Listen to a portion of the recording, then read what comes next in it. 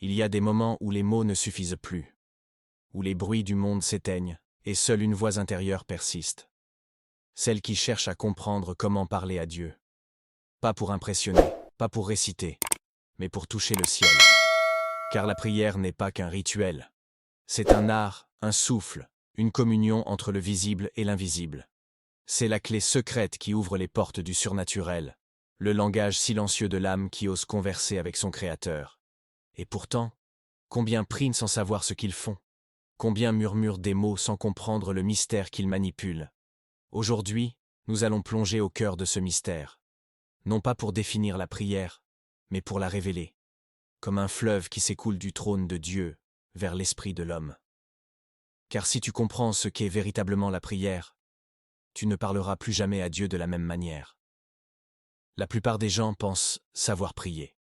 Ils ferment les yeux, plient les genoux, prononcent des mots qu'ils ont toujours entendus. Mais dans le silence du ciel, bien des prières restent sans écho.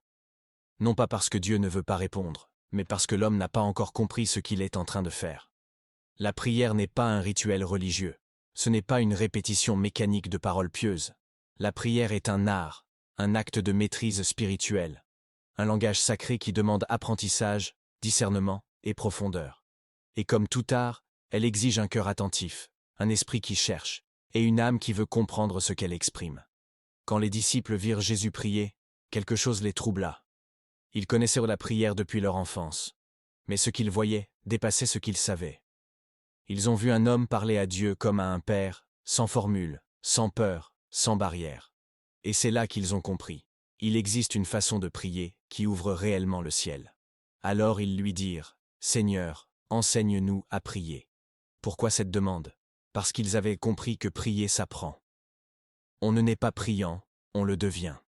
On ne maîtrise pas l'art de la prière par la tradition, mais par la révélation.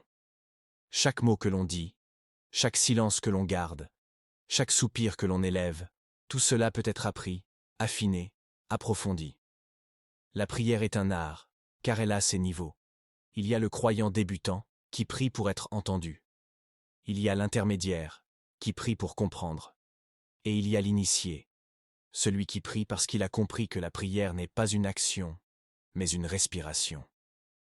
Il ne prie plus pour obtenir quelque chose, mais pour demeurer dans la présence.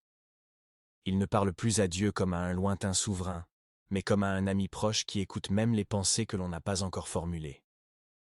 Mais pour atteindre ce niveau, il faut apprendre à désapprendre. Désapprendre les mots vides.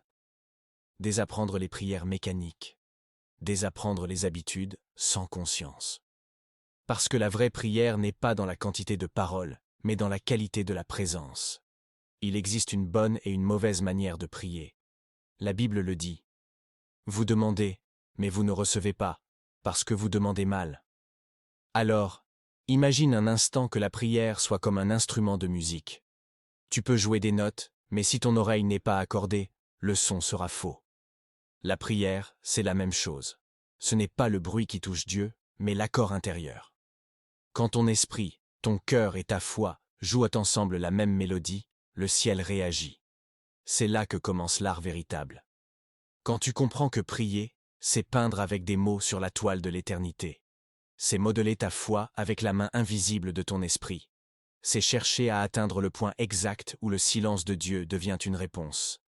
Alors, avant de demander plus, apprends à mieux prier. Parce que dans l'art de la prière, ce n'est pas la demande qui change les choses, c'est la manière dont tu te tiens devant celui à qui tu t'adresses.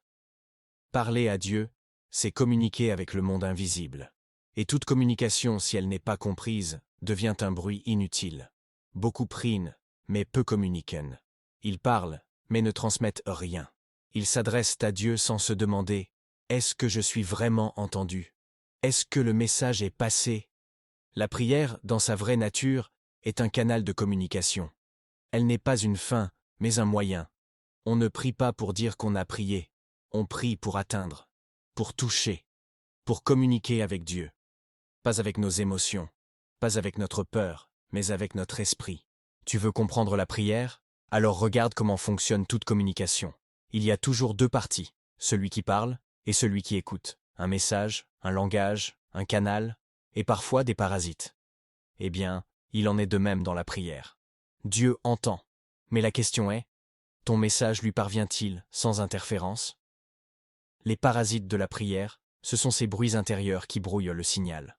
Le doute, la colère, la culpabilité, la peur. Tout ce qui fait du bruit dans ton cœur empêche ta voix d'atteindre le ciel. Et parfois, Dieu n'est pas silencieux. C'est juste que ta fréquence n'est plus connectée.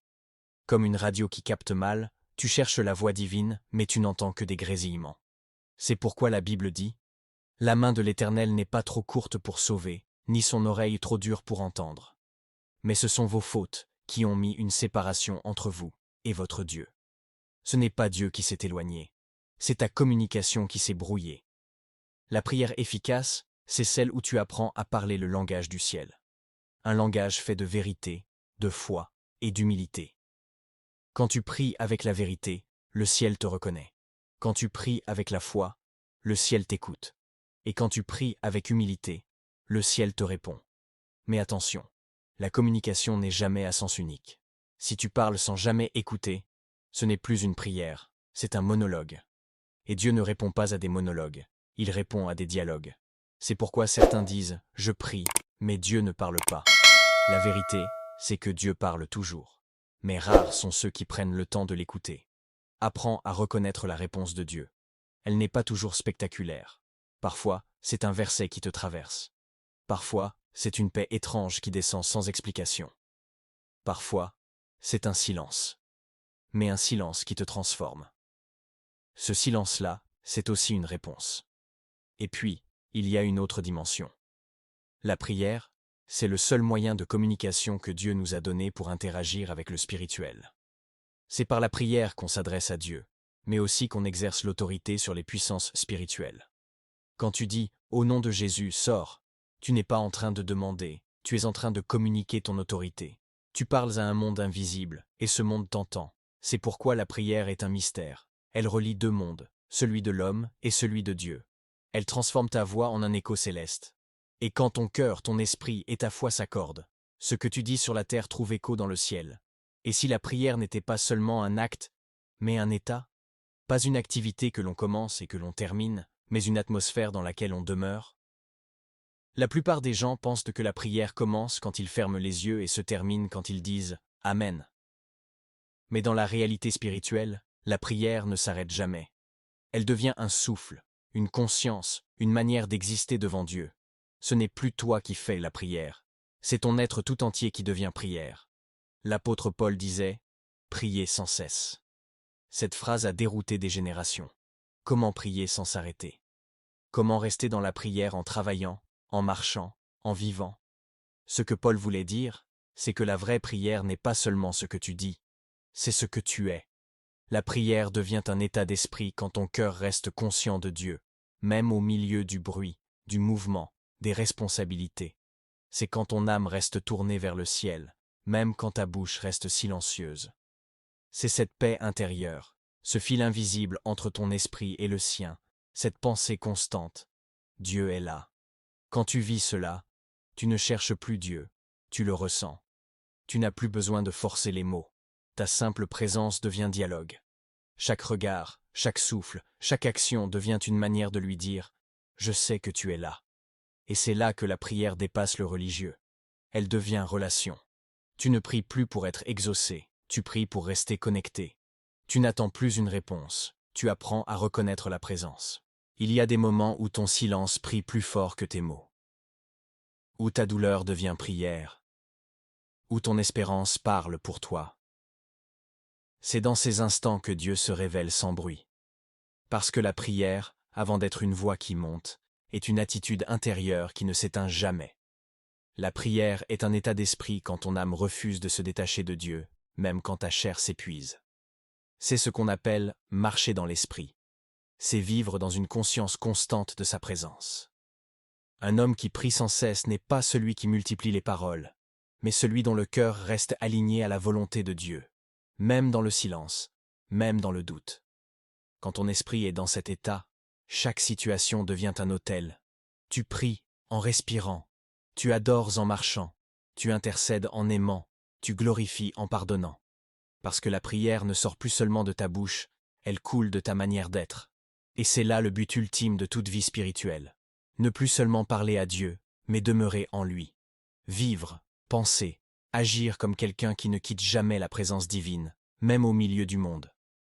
Quand la prière devient ton état, tu n'as plus besoin d'attendre des réponses.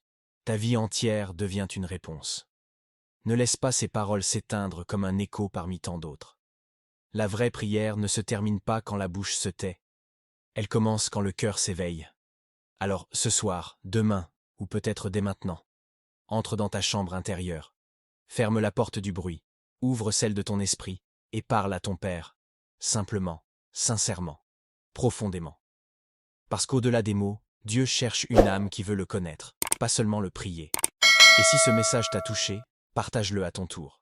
Fais-le circuler comme une étincelle de lumière dans un monde qui s'éteint lentement.